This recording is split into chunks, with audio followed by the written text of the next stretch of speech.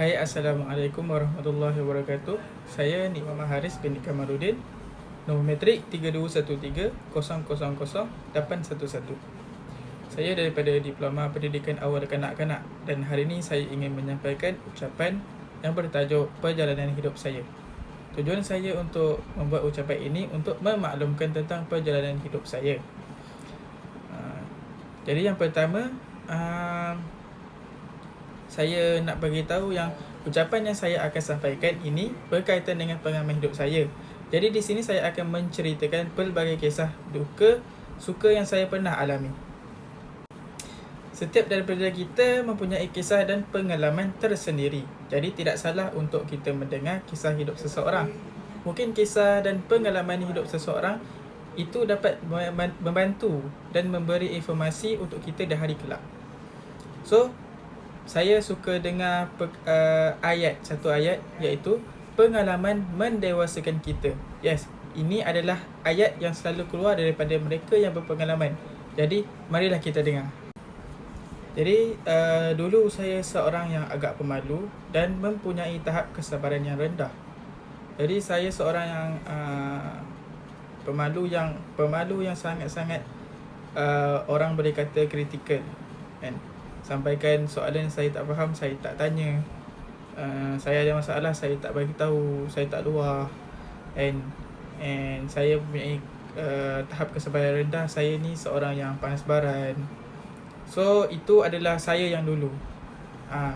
Sifat negatif yang saya ada dulu. Jadi di sini saya akan menceritakan apa akibat daripada sifat tu and cara saya mengatasi sifat tu daripada diri saya. Okay, so jadi perkara itu telah membuatkan saya menjadi seorang yang tidak yakin. Saya tidak yakin untuk melakukan apa-apa perkara. Saya tidak yakin dengan diri saya tidak percaya dengan diri saya. Itu sifat yang saya ada dulu. Jadi di sini saya ingin berkongsi tentang cara saya mengatasi perkara tersebut dalam diri saya. Jadi, akibat daripada kepribadian saya itu, saya telah dipulaukan oleh rakan-rakan saya dan saya tidak mempunyai ramai rakan. Saya juga tidak mempunyai keyakinan diri yang tinggi. Oleh sebab itu juga saya sering dibuli oleh rakan-rakan dan sebab sifat pemalu itu juga saya sering ketinggalan dalam pelajaran sebab saya malu untuk menanyakan soalan yang saya tidak faham.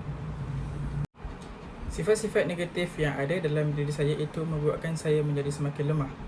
Tetapi Alhamdulillah, lepas saya mendapat sedikit kesedaran dalam diri saya pergi berjumpa pakar kaunseling dan memberitahu beliau tentang masalah yang saya hadapi.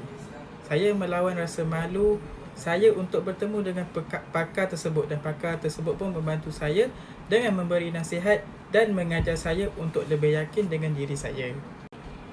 So, kesimpulan yang saya dapat daripada kisah perjalanan hidup saya sendiri ialah kita perlulah percayakan diri kita. And kedua, kita perlulah yakin dengan diri kita yang kita boleh lakukan satu benda itu. Ketiga, kita perlulah melawan rasa malu agar kita tidak tersesat jalan. And walau mungkin terlihat sulit dilakukan, kita tidak boleh berhenti bermimpi dan terus berjuang untuk menggapai kehidupan yang lebih baik. Saya masih ingat satu ayat yang pakar kaunseling itu berikan kepada saya, iaitu hidup akan terasa lebih mudah jika kamu melihatnya sebagai perjalanan yang untuk dinikmati, bukan tuntutan untuk dijalani. Jadi itu sajalah daripada saya. Sekian, terima kasih. Assalamualaikum warahmatullahi taala wabarakatuh.